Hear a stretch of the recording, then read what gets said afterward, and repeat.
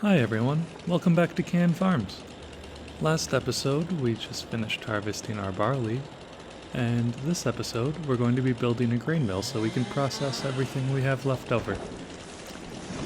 We want to keep the grain mill near our silo, and with money being tight, we don't really want to buy any new property, so we're going to be cutting down a few trees and doing a little bit of landscaping so we can keep it right next to the field and right next to our silo and our chicken coop. It'll just make our life a lot easier. I will admit that we hired some pretty poor contractors for this job, so there's a bit of magic editing that really shows only the final product of the work. For example, I thought I could really squeeze it in just this little section and only have to chop down a few small trees, trying to save myself a bit of time, because in the end we will have to move all these trees somehow. We don't have any proper equipment to deal with that. We actually had to buy the chainsaw, and we did that before the episode started. We'll have to lease a stump grinder.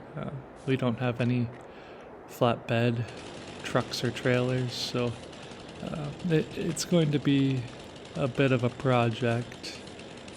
But after trying to force it into this small section, I quickly realized that I really needed more room. So you'll see that there's a small bit of landscaping that had happened, and I have to go back and chop down a couple more trees in order to put the grain mill where I want it and give myself enough room to maneuver and be able to pull a loading truck into the grain mill. But in the end, we got there. If you want to see the whole process, I do live stream, and that's where I get the footage so that I can create these videos. I think I had to save and quit and restart and try and replace this grain mill at least 4 or 5 times before I was happy with it. I try not to, sort of save cheat, but for things that I'm going to be looking at for hours at a time and playing with and interacting with at least fairly frequently, I want to make it look good. I want to be immersed in the world and the farm, and I don't want to be annoyed by, something like the grain drop-off point being raised above the road and having to deal with weird bumps and anything like that. So I'll definitely restart until I'm happy with the project. The skid steer has come in handy a few times, so I'm really happy to have it. It is quite slow, but I think I'll always try and grab a skid steer in every playthrough. I haven't tried some of the wheel loaders or front loaders or anything like that yet, so maybe they're better, the telehandlers. A lot of them are very expensive, and this popped up in the used market for a good price, so I purchased it. But I don't know if I would need anything more than this. Maybe if I end up with a bigger farm, or when I start trying to load productions into a trailer, I'll want something with a bit of a higher reach. But for now, and as far as I can imagine, this is a great tool. I did mention that it has one flaw, and the pallet fork doesn't sit perfectly flat on the ground, which does make some loading difficult, but I've started to get the hang of it, and if you tilt the fork down a little bit, it runs fine. The stump grinder works well. You have to line it up nicely, which I could use some practice with, but it does the job and makes it so I can place anything down here. It's funny that the stumps get in the way, so you do have to grind them. You can't just ignore them. But the tools for the skid steer are inexpensive, super inexpensive if you're leasing them. I don't plan on grinding a lot of stumps, so it's it does the job and doesn't cost much. I am going to have to take out a small loan just to get the grain mill in, so as much as I could save in any way, I'm going to try. These trees are a fair bit bigger than the first couple I cut down. I hate to have to work with them and hate to see mature trees go, especially if I'm not going to really make any money on them. Trees like this are difficult to transport, and they're not long enough and big enough to really sell, so it's just work for the sake of work, really. I do think it would be fun to play around the forestry expansion, just creating a handful of plots of pine and cycling through and really regrowing and managing forests. But I won't be doing that in this playthrough, and I'm fairly certain I won't do it in the next playthrough, but sometime in the future it would be fun, just a different way to play the game. I really love how many options you have when it comes to this game. It's unique. You can play and get hundreds of hours of value out of it, and never really have to repeat any of the same processes if you didn't want to. Last episode I was talking about mulching and how I'm not sure it's worth the real world time. With this year's harvest, it is not a big deal because I'm working on this. So we never finished liming. We let the mulcher run and get ahead, and this will still be done before we finish putting the grain mill in. So we'll let that work in the background while we finish chopping up some trees. This is the boring part of the job. I really enjoy building in this game. It feels satisfying, and I know buying the fields and expanding and having more to work on in that regard is progress, but it always feels really good when you're adding a production, you're adding a building, and really changing the landscape of the map.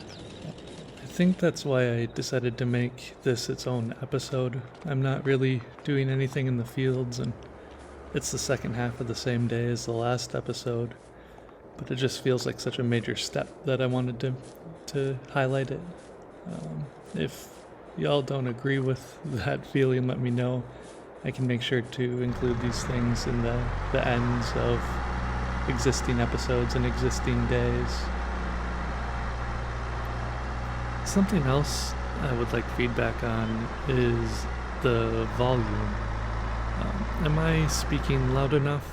Is the volume high enough? How about the balance with me and the machines running in the background? In this episode in particular, I notice when I'm in the skid steer, the volume's quite loud because I'm zoomed in pretty close to the vehicle. So I'm trying hard to balance that. If I can make any adjustments there, let me know. I want to make sure that this is a pleasant experience for everyone watching. I just have to be zoomed in when I'm doing this work because I struggle to see the stumps, so I just need to get a better view.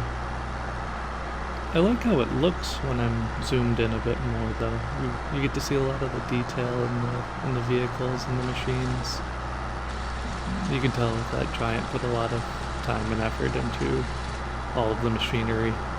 It all looks fantastic. I'm gonna have to landscape that. That's a bump. That's one of the funny things about adding productions and doing this construction work, is that landscaping sometimes costs almost as much as the building does. The grain mill's a pretty expensive building. It's almost $100,000, but some of the buildings are only $50,000-$60,000, and you spend $30,000-$40,000 trying to make sure that everything's flat, and you have all your grass put back in after you destroy it. It's a sneaky expensive part of making the place look good. You don't have to do it, of course. You put down the buildings, and that'll be all you need to do. But like I was saying before, I interact with this space and want to be immersed. I want to make sure that everything I'm doing is going to be functional. Like right here, I'm raising the area around the drop-off and pickup points, just because I want smooth entrance for the vehicles. And then I have to flatten out and soften all of the space so that I'm not hitting big bumps and flying around. The physics in this game is pretty impressive. So if I am turning the corner at 30 in the semi and hit one of those bumps, I will go flying. So I enjoy that, but I feel like it's necessary to do this expensive landscaping work. The rest of this build is really just cosmetic, so I'm thinking I'm going to fast forward through a lot of it. I'll keep it a little bit slower fast forward than some of the others, so everyone can see what I'm doing and how I make my paths and roads, but it's not too complicated. The first thing that I do is extend the asphalt. I figure I'm going to have the semi in here and going to want that not necessarily on gravel. Then I add gravel to the outside because I feel like it makes the plot feel more realistic. You're not going to just put, a plot of asphalt right in the middle of the grass there.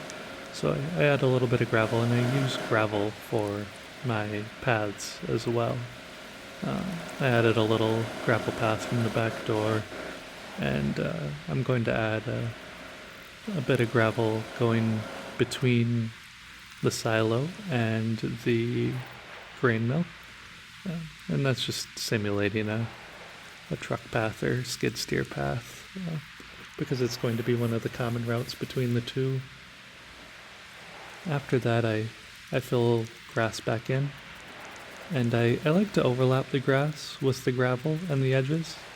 I just feel like, it just gives a slightly more realistic look. You're going to have some vegetation grow up in between your gravel. I like to leave little bits of the original vegetation when I can, for the same reason. It just, it's all just an immersion thing. None of this matters in the scope of gameplay, but it's a pretty game and I like to keep it pretty. I'm going to put back some of the trees and bushes, as long as it doesn't mess up the function of the space. I just feel like it makes it look good. That way it feels like it was part of the game design. After that, we're done. We're just going to finish up the small parts of the field that the liming missed, and we're finally ending our harvest day here in June. I'll take you along for our first kind of trips filling up the grain mill. We'll have to make sure that we have enough food left for the chickens, and the rest will turn into flour.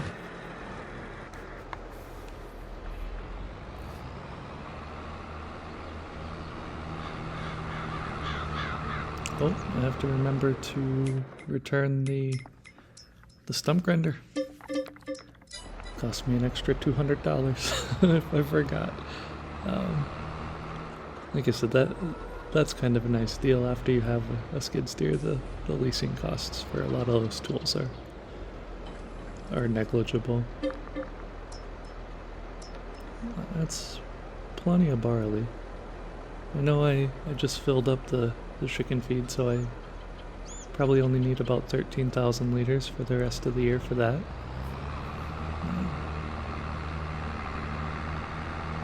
There's a bit of a raise there at that corner, but I don't think I'll drive into that too much. The loop is nice. It's easy to get in.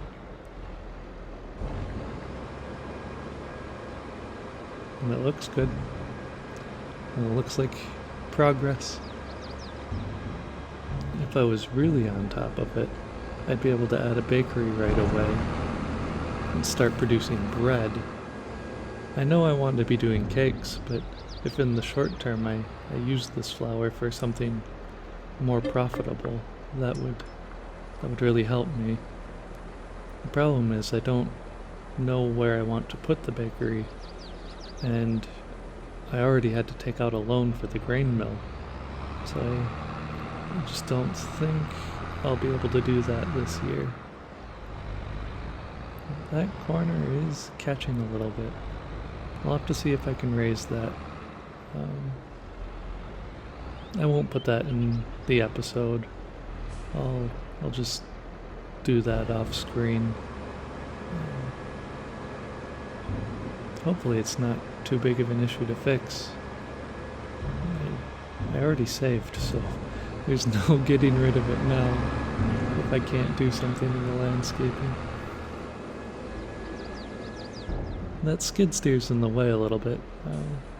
I hope I can drive down that path, but if I can't, it's not a big deal. This loop still keeps me out of the field, and it's still easy to repeat and fill the grain mill. Let me just check here. Oh yeah, plenty for the chickens for the year. I should even have a little bit of leftover barley. With that, I think we're going to call it an episode. It's a little bit shorter this time. But thanks for joining me on Kann Farms, and I hope to see you again next time.